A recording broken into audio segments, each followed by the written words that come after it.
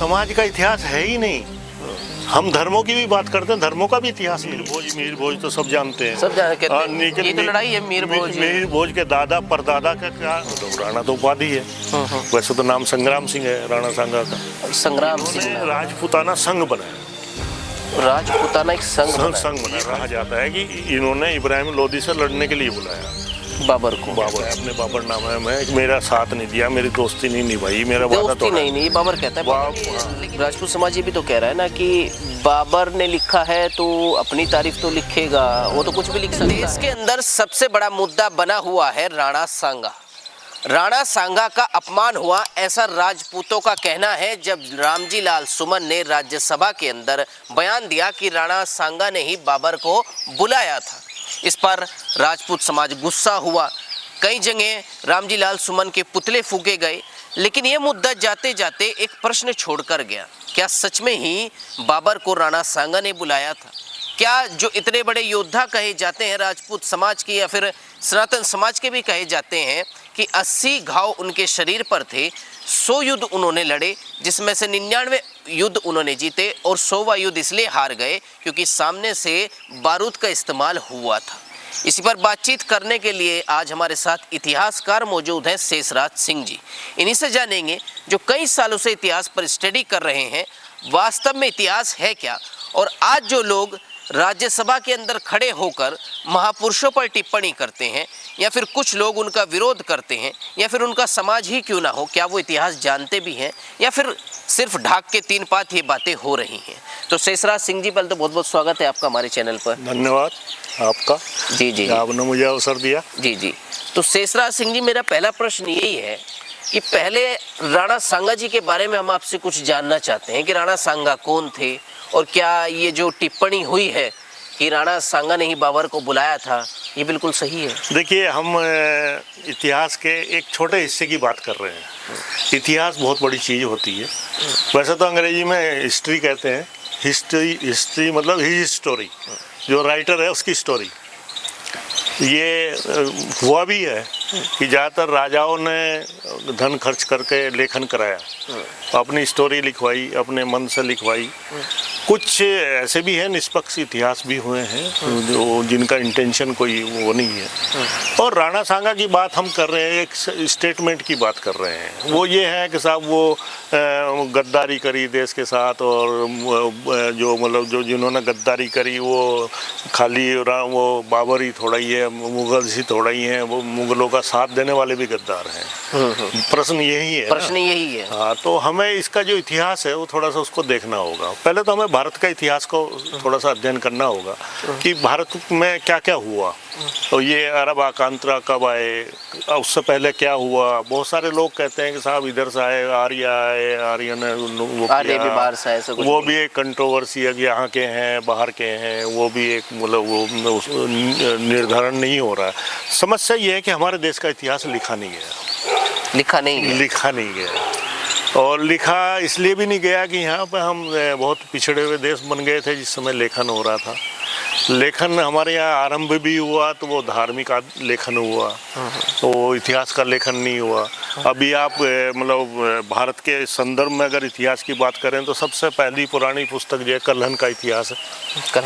कल्हन की राजतरंगिणी है। तो कल्हन की राजतरंगिणी भी कश्मीर के राजाओं ने लिखवाई, धन दे करके लिखवाई, इसमें तो कोई संशय है ही नहीं। लेकिन कल्हन की राजतरंगिणी को अध्ययन करें तो बहुत कुछ जो मिथ हैं हमारे, जो हम सोचते हैं, इनका कुछ उलट पुलट दिखाई देता है। अगर कल्हन की राजतरंगिणी दिखे समस्या यहाँ है कि इतिहास सिर्फ राजाओं का थोड़ा ही होना चाहिए, राजा की लड़ाइयों का ही थोड़े होना चाहिए। इतिहास तो सामाजिक भी साथ साथ होना चाहिए। सामाजिक, उस समय समाज कैसा रहा होगा, तो समाज की परिस्थितियाँ क्या थी, उस युद्ध का क्या प्रभाव पड़ा और समाज ने कैसे किस तरह से उसका साथ दिया, कि किस किस कारण से युद्ध हुए, वो बहुत सारी चीज़ें हैं। ज़्यादातर लोग यही कहते हैं कि साहब सत्ता के लिए युद्ध होते भी हैं। अक्सर युद्ध सत्ता के लिए होता है, लेकिन केवल सत्ता के लिए नहीं होता। बहुत सारे धार्मिक युद्ध हुए हैं भारत में। जी। महाभारत जिसको हम कहते हैं वो अपने आप में एक धार्मिक युद्ध है। ये एक विशेष बात आपने कही है कि राजाओं का इतिहास तो लिखा हुआ है कि इतनी लड़ाइयाँ लड़ी हैं, लेकिन उस समय का जो समाज रहा है उसका कोई इतिहास नहीं है। समाज का इतिहास है ही नहीं। हम धर्मों की भी बात करते हैं, धर्मों का भी इतिहास नहीं है। धर्मों का भी इतिहास, धर्मों का भी इतिहास नहीं है। तो आप कह रहे हैं इतिहास नहीं लिखा हुआ, लेकिन ये जो लिखा हुआ है पुराण लिखे हुए हैं या फिर ये बाबरनामा लिखा हुआ है, इस तरीके की जो पुस्तकें हैं, तो ये कौन सा इतिहास है? देखिए, बाबरनामा की बात करते हैं 15-16वीं शताब्दी की लेखन है। ये पुराणों का लेखन है, वो 14वीं-15वीं शताब्दी का है। या आप जो और कुछ राजाओं ने कुछ ग्रंथ लिखवाए हैं, इतिहास लिखवाया है, वो इतिहास लेखन जो है। लेकिन हाँ, ऐसा नहीं है कि लेखन नहीं हुआ है। कालिदास ने लेखन किया, क्या नाम, वाल्मीकि ने लेखन किया, लेखन कराया भी गया। लेकिन वो उसको अब बहुत सारे अब धार्मिक तथ्यों को जो है उनको वो इतिहास बना दिया कि साहब वो इतिहास, पुराण जो है वो निश्चित रूप से पुराण मतलब पुराना इतिहास, जबकि ऐसा नहीं है। पुराण ज़्यादातर जो है वो राष्ट्रकूट राजाओं के नामों पर लिखे गए। अब अभी राष्ट्रकूट का और प्रतिहार वंश का मतलब युद्ध होते थे। अभी आप थोड़ा सा और पीछे जाए ना, अभी कनिष्क का है। कनिष्क जो है वो अपने आप में कनिष्क सब जानते हैं, लेकिन कनिष्क शब्द जो है 2 शब्दों से बना है, कुषाण और शक। शक एक भारत की जाति है, कुषाण जो है अफगानिस्तान की, मध्य एशिया की जाति है। दोनों का मिलकर संधि हुई तो कनिष्क बना। तो कनिष्क बना है। तो राणा सांगा जी का इतिहास क्या है जिस पर चर्चा? हाँ, मैं थोड़ा सा बाद की बात है, पहले हम थोड़ा सा ये भी देख लें कि कनिष्क को भी देख लें। कनिष्क ने क्या हुआ कि वो पारसी था पहले। हाँ। उसके बाद वो बुद्धिस्ट, उसने बौद्ध धर्म ले लिया। कनिष्क उसको अच्छा लगा कि ये बुद्धिज्म अच्छा है, शकों के साथ आने से। शक जो है वो शाक्य बुद्धिस्ट ही है। उसके साथ साथ अब उसके बाद हम देखते हैं उससे पहले नागवंश है। नागवंश का नहीं जानता कोई। नागवंश की 2 शाखाएं हैं, महाभोजी है, महारट्टी है। महारट्टी जो है वो रथ, महारथी जिन्हें कहते हैं आप, वो महारट्टी हैं। रथ से जो सामान की इधर से उधर प्रेषण कर रहे हैं, जो इधर से उधर सामान व्यापार कर रहे हैं। उस समय में जब कभी रथ का चला करते थे, जब रथ ही चलते, और रथ ही था शुरू का सबसे पहला साधन ही ट्रांसपोर्ट का। घोड़ों के बाद में रथ ही है, ऊंट और घोड़ों के बाद में रथ ही है। रथ की कैपेसिटी ज़्यादा हो गई, उसको वो पशु से खींचा जाने लगा। कभी मतलब ऊंट से भी खींचते थे, फिर वो बैलों से भी खींचने लगे। रथ से जो है वो मतलब मल्टीपल हो गया उसे। अभी बहुत सारे मतलब हम जो राष्ट्र शब्द है वो रथ से ही डेवलप हुआ है। रथ से राष्ट्र बना है। रथ से राष्ट्र बना है। जैसे सौराष्ट्र है, सैकड़ों रथ हैं, तो सौराष्ट्र हो गया।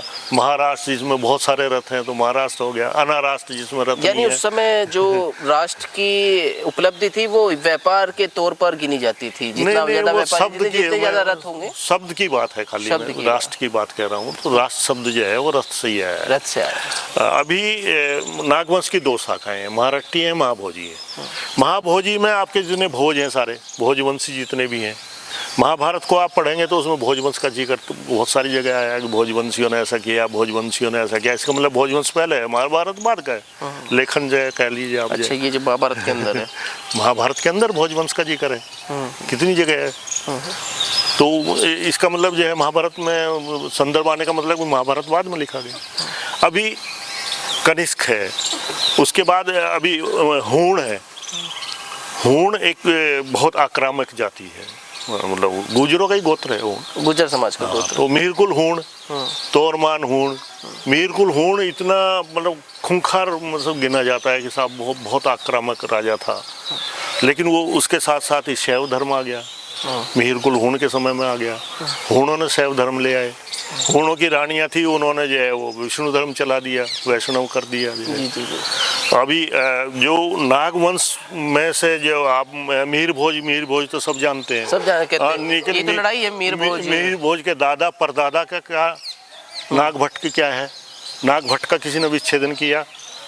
नागवंशी भट्टारक भट्टारक का मतलब जो है बटारों का गोत्र है, जो गुजरों का। बटार बना है। बटार जिन्हें बोलते हैं, गुजरों का गोत्र है। यहाँ आपके सांसद भी थे, बटार ही बटार बहुत है। बहुत है। ये पूरा का पूरा यमुना की बेल्ट जो है बटारों की, ये भट्टारक है। भट्टारक नागवंशी है। नागवंश के मतलब वो भट्टारक जो है वो बौद्ध धर्म के रक्षक है। भट्टारकों ने ही बौद्ध धर्म की रक्षा की। हाँ, बौद्ध धर्म की। और वो अपने आप को सम्मान समझते थे भट्टारक लिखना। अच्छा। ये भोजवंशी हैं, ये प्रतिहार वंशी हैं, सारे के सारे भट्टारक, परम भट्टारक जी। उसके जिक्र नहीं करता। नाग भट्ट की कोई बात नहीं करता। मीर भोज पर तो सब कहेंगे, क्लेम करने के लगे, सब राजपूत भी कहेंगे हमारे हैं, गुर्जर भी कहेंगे हमारे हैं। ठीक है, सही है, सबकी ही है। लेकिन वो नाग भट्ट वो तो बुद्धिस्ट है। बुद्धिस्ट है। आपने गौतम बुद्ध के ऊपर देखा होगा सांप का, वो सांप बना देता। वो सांप थोड़ा ही है कि भाई सांप ही था उनके, कोई कहीं कोई वर्णन नहीं है कि उनके ऊपर सांप था।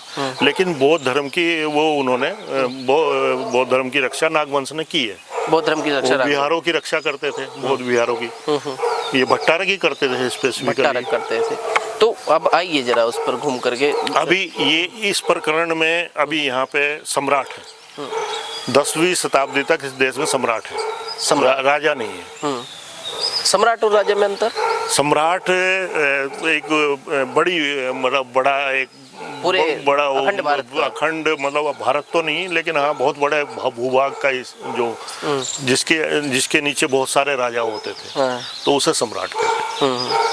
तो सम्राट तक मिहिर भोज तक लास्ट सम्राट है, उसके बाद सम्राट नहीं है। जो मिहिर भोज के सामंत थे वो राजा हो गए। वो राजा हो गए, उसमें ये सारे जितने सामंत हैं ये इन्होंने राजा का वो स्वरूप ले लिया।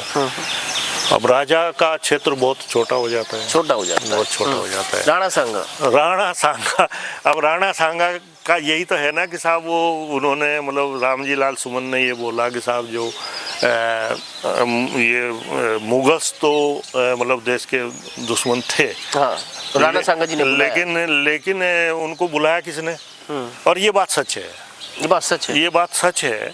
क्योंकि बाबरनामा लिखते समय उसको ये नहीं लिखना था। बाबर का ये इच्छा थोड़ी थी कि साहब वो ये किसी दिन ये जाकर चर्चा होगी भारत में कि साहब वो मैं गद्दारी की है या उसने राणा सांगा ने गद्दारी की है। लेकिन उसने मुझे बुलाया, लेकिन उसने मित्र लिखा उसको, राणा सांगा को अपना मित्र बताया है। और राणा सांगा चित्तौड़ के राजा थे। वो अजमेर तो उनके पास नहीं था, अजमेर में चौहान थे जो पृथ्वीराज चौहान है। और ये राणा सांगा जो है ये चित्तौड़ के हैं। तो इनका जो संस्थापक है तो वो बप्पा रावल है। बप्पा रावल। अब रावल भी गुजरों का गोत्र है। बप्पा रावल बपोली है बसी हुई, बप्पा के नाम पे है बापोली। बप्पा रावल को गुजर लिखा गया, एक जगह नहीं 10 जगह लिखा गया। बप्पा रावल के वंशज हैं सिसोदिया वंश जो है, जितने राणा आपके ये कह रहे हैं, मतलब राणा तो उपाधि है। वैसे तो नाम संग्राम सिंह है राणा सांगा का। संग्राम सिंह नाम है, राणा उपाधि है। राणा उपाधि है। अच्छा, संग्राम सिंह नाम है। वो इसके भाई भी हैं, पृथ्वीराज हैं।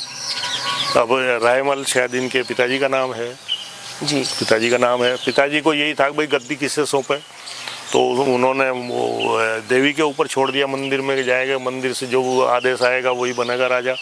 किस को मंदिर भेजा? सारे गए थे, तीनों भाई। कौन कौन? क्या नाम, ये पृथ्वीराज गए और संग्राम सिंह गए।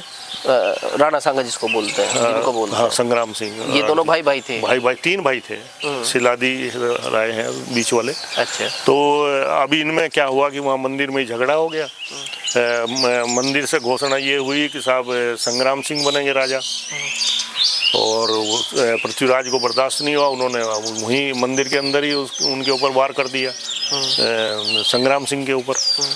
और नतीजा ये हुआ कि संग्राम सिंह भी भाग गए और पृथ्वीराज भी चले गए। अच्छा। तो बीच वाले बेटे को राज दे दिया।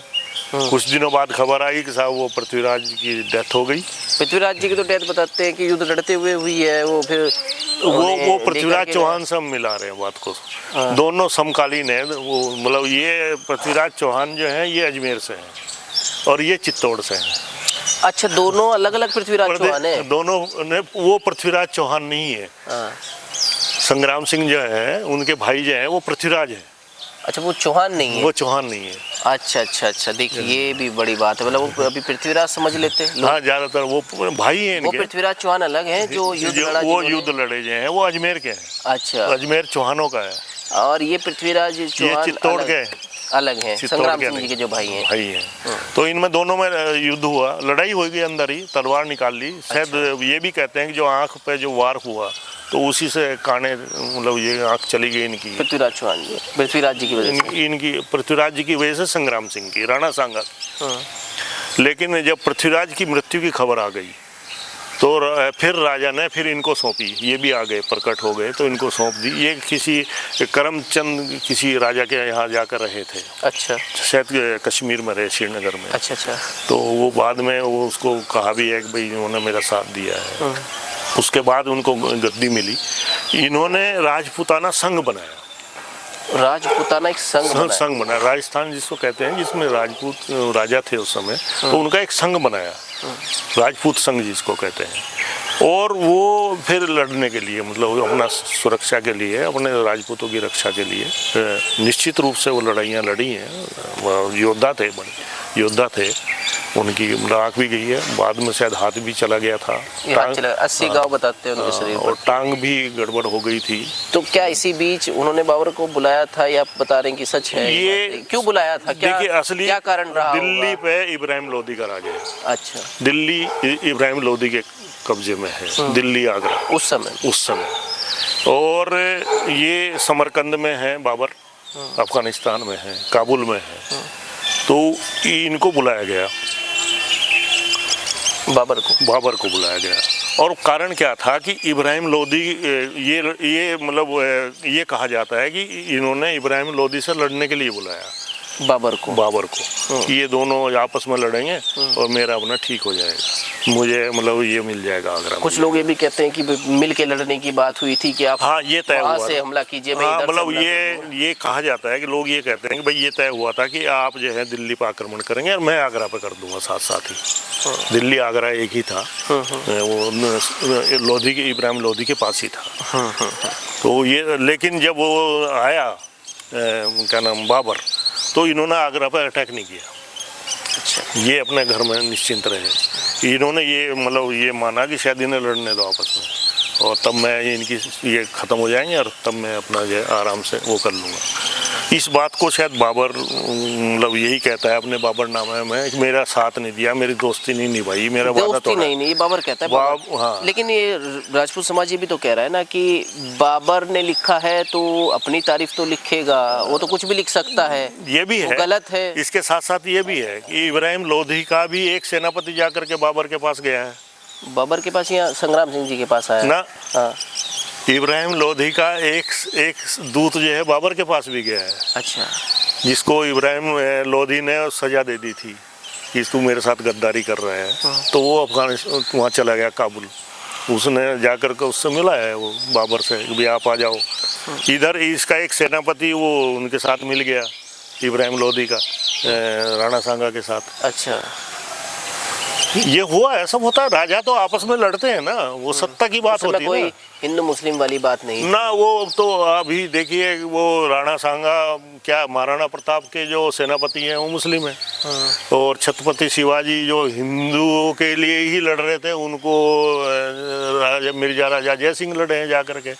अकबर की तरफ से महाराणा के खिलाफ जयमान सिंह लड़ रहे थे। तो ये मतलब वो कुछ नहीं है, राजा वफादारी की बात, राजा का और वफादारी का ये अभी कंसेप्ट। हम हिंदुस्तान की बात करें, ये धर्म की बात करें, ये सब जो है मतलब राजाओं के लिए कोई इशू नहीं है, नॉन इशू है। अकबर के और ये देश की बात भी नहीं है। ये भी मैं फिर से मतलब कहना चाहता हूँ कि देश तो अलग अलग थे हर एक राजा का। अब देश के साथ गद्दारी कहाँ से जो रियासत थी वही देश था, जो उसका जो एरिया था वो उसका देश था। उसके संग्राम सिंह जी का मेवाड़ था उनका, वो वही देश था, वही देश था उनके लिए। यानी ये कहते हैं कि अगर देश के लिए लड़ाई लड़े हैं तो ये पूरा देश नहीं माना उससे पहले तो बाद में गुजरात है, फिर ये सिंध है। तो वो सिंध में थोड़े नहीं लड़ रहे थे, गुजरात में थोड़े नहीं लड़ रहे थे, मेवाड़ में लड़ रहे थे, सिर्फ मेवाड़ के लिए लड़ रहे थे। लेकिन ये मानने वाली बात है कि योद्धा थे संग्राम सिंह। यस, इसमें कोई संशय नहीं है, इसमें कोई संशय। यानी आप ये भी मानते हैं, इतिहास में आपने पढ़ा है कि बाबर को बुलाया था लेकिन योद्धा थे। हाँ, कुछ लोग ये कहते हैं कि अपनी अपनी उसके लिए बुलाया था, अपनी मतलब एक स्ट्रेटेजी थी, राजनीति पॉलिटिक्स होती थी। राजनीति थी एक, साहब ये लोधी और ये लड़ेंगे तुम्हें ये मतलब मिल जाएगा, इसके लिए बुलाया था। और फिर वो सामना पड़ा। और ये तय है कि उससे पहले मतलब इब्राहिम, उसका नाम बाबर के आने से पहले भारत में बारूद का प्रयोग नहीं हो रहा था। बारूद का मतलब तोप का प्रयोग नहीं हो रहा था, तलवार और भाले वगैरह सब। हाँ, गोली का प्रयोग नहीं हो रहा था, बंदूक का प्रयोग नहीं था, गोली का प्रयोग नहीं था, बारूद का प्रयोग नहीं था। तो वो तो उनके पास था। और ये इसलिए ही आप छत्रपति शिवाजी का भी अगर आप तोपची देखेंगे तो मुसलमान होगा। अच्छा, ज़्यादातर क्योंकि वो टेक्निक जो है वो वहीं से आई, अफगानिस्तान वगैरह इधर से वाले क्षेत्र से ही आई है। अच्छा, तो वो टेक्निक ज़्यादातर मुस्लिम कह रहे हैं वही युद्ध राणा संग्राम हारे थे, इसलिए हारे कि ये अनुमान नहीं था कि तोप इस्तेमाल होंगी, बारूद का इस्तेमाल होगा। भाई शक्ति से अगर लड़ाई होती, खाली घुड़सवारों की लड़ाई होती या आमने सामने की लड़ाई होती तो जीतते। इनके पास तो हाथी थे, उस पर तो हाथी भी नहीं थे। अब हाथी का यही है कि हाथी का वो अगर वो उस पर सेफ है, आदमी ऊपर ऊंचा बैठा हुआ है, तो तलवार के वार में नहीं आता। इसी बीच ये बताइए, ये जो बहस अब छिड़ रही है इस चीज को लेकर के, अब बहस तो सही है कि गलत है? अब बताओ आप, गद्दारी रामजी लाल सुमन का ये बोलना क्या दो चीज, दो कंपोनेंट है उसके। बाबर को बुलाना ये मतलब एक जस्टिफाइड, मतलब सही बात है, ये सच्चाई है, इसमें कोई वो दो राय नहीं है। लेकिन ये कहना कि साहब वो गद्दारी, अच्छा, देश के साथ गद्दारी, ये गलत है। ये गलत है। लेकिन गद्दारी फिर उसको तो फिर आखिर फिर दूसरी हो जाती है, दूसरी हो जाती है। हाँ, अभी हम आज देश को देख रहे हैं। यानी बाबर को बुलाना देश के साथ गद्दारी नहीं थी। अब देश तो बात ही ना, मैं कह तो रहा हूँ, वो देश तो राणा सांगा का अलग देश था, अलग देश था, और दिल्ली सल्तनत का अलग देश था। हाँ, वो तो आपस में लड़ाई थी उनकी, जौनपुर की या दिल्ली की, यही आपस के देशों की लड़ाई थी। भाइयों ने, इब्राहिम लोधी ने अपना भाई नहीं मारा, यानी उन्होंने मेवाड़ को बचाने के लिए दूसरे, वो उनका देश हुआ, लोधी के देश पर आक्रमण करवाने के लिए। मैं ये कह रहा हूँ कि संग्राम सिंह की और पृथ्वीराज के आपस का युद्ध नहीं है, लड़ाई नहीं है क्या? भाई तो हैं दोनों भाई लड़ रहे थे ना। जब तक एक की मरने की खबर नहीं आई, दूसरा सामने नहीं आया, राणा सांगा तब तक नहीं आया जब तक पृथ्वीराज की खबर नहीं आ गई मरने की। अच्छा, जब वो मर गया तब जो है इसको बुलवाया इसके पिताजी ने, वे आ जाओ अब सत्ता संभाल लो। तो ये क्या था? वो गद्दारी किसके साथ थी? मेवाड़ के साथ ही थे ना, जो कुछ भी थी गद्दारी थी। इब्राहिम लोधी ने अपने भाई को मारा, छोटे भाई को इब्राहिम लोधी ने मारा। हाँ, तो वो क्या देश की गद्दारी थी या भाई के साथ गद्दारी थी या मतलब अपने पिताजी के साथ गद्दारी थी? ये मतलब उस समय की आप परिस्थितियों को देखें तो वो एथिक्स या ये सब कुछ नहीं है। तो राजपूत समाज तो नकारता है ना कि अभी भी हो रहे हैं युद्ध वगैरह, कि भाई ये गलत है इतिहास, और ये तो सनातन का अपमान है, भारत के गौरव। अब सनातन जो है, सनातन तो खैर जो है वो एक अलग बहस, आप धर्म वाली पर मत जाओ, ज़्यादा ठीक रहेगा, क्योंकि सनातन भी एक, वो तो गौतम बुद्ध ने प्रयोग किया सनातन, तो सनातन तो पुराने को कहते हैं। अब धर्म की बात आप करते हैं तो धर्म तो फिर बहुत सारे धर्म कहीं से मानते हैं हम? किसी पुस्तक से मानेंगे, उपदेश से मानेंगे, राम मतलब भगवान से मानेंगे, या हमारे तो भगवान भी सारे हैं जी, मतलब आप उसमें उलझे रह जाएंगे कि कौन सा धर्म है क्या है। तो वो धार्मिक तो विषय नहीं था खैर, और देश भी नहीं था। देश भी 562 देश थे। ये तो संविधान बनने के बाद देश आप कह सकते हैं कि हाँ ये देश हो गया, भारत देश हो गया। आज भारत के साथ गद्दारी होगी, देश के साथ गद्दारी होगी, ये तो सच है। अकबर के नौरत्न कौन थे? सारे के सारे जो मतलब कोई सारे मुगल थोड़े ही थे। बीरबल भी थे उसमें, पंडित बीरबल थे, तानसेन थे, बहुत सारी चीजें हैं ना, वो सभी नौरत्न जिनको कहते हैं। मुगल कौन थे? मुगल मंगोलियन है। इस्लाम धर्म से, इस्लाम बाद में इन्होंने अडॉप्ट किया है। इस्लाम बाद में अडॉप्ट किया है। मंगोलिया में इस्लाम नहीं है। मंगोलिया में इस्लाम नहीं था। अब भले ही हो, अब तो नहीं, अब भी नहीं है मंगोलिया में। वो तो मंगोलियन ही मुगल थे। हाँ, मंगोलियन ही मुगल है, क्योंकि मंगोलियन भी मतलब काफ़ी खूंखार टाइप है मतलब। लेकिन ये है कि वो उनके यहाँ कोई गॉड, खुदा, ईश्वर ऐसा कुछ नहीं है मंगोलियंस में। अब सिकंदर भी तो मंगोलियन ही था ना। सिकंदर भी, पाइथागोरस वो दार्शनिक है। ये सिकंदर के साथ जो थे हाँ, पाइथागोरस अरस्तु जो है वो भी दार्शनिक है। अब वो उनका दर्शन क्या है वहाँ तक, अगस्त दार्शनिक अगस्त हुए हैं, उससे पहले वो आत्मा में ही कंफ्यूज हो रहे थे। अच्छा। पाइथागोरस आपने जिक्र किया, पाइथागोरस का मतलब, पाइथागोरस आपने प्रमेय पढ़ी है ना, पाइथागोरस थ्योरम पढ़ी है आपने।